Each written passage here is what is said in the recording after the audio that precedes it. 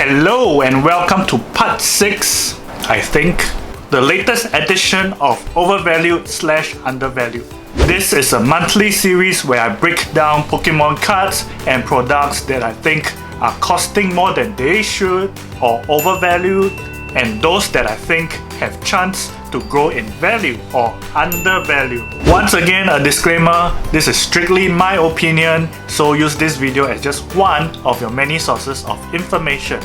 And I do have to stress that I am a collector first and an investor second.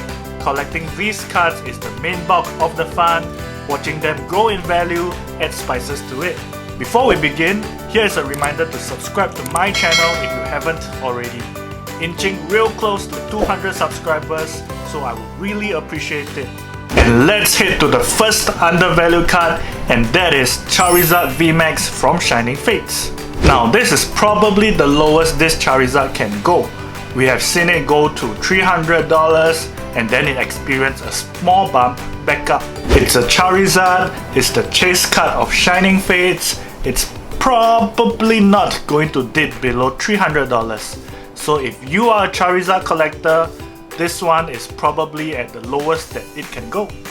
Next up in the overvalued section, we have EV Heroes.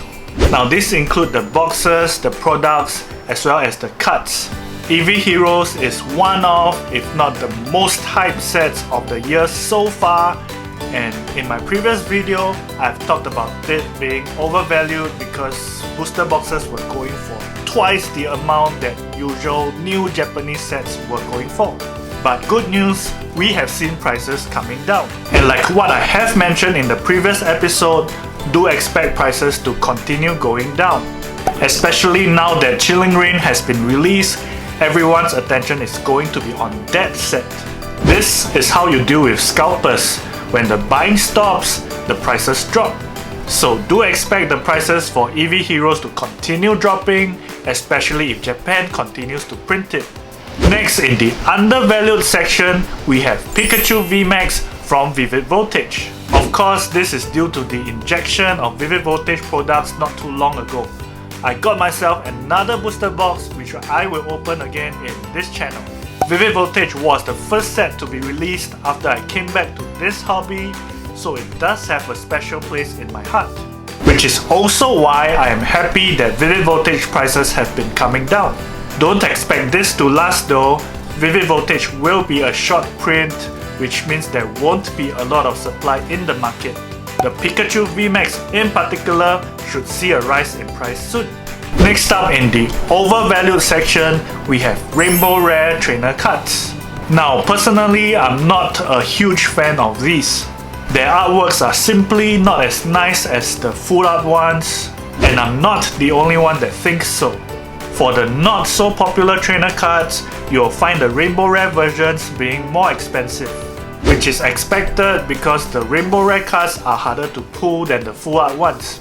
But for the popular trainer cards, you see prices for the full art versions surpassing the Rainbow Rare versions, even though the Rainbow Rares are supposedly harder to pull.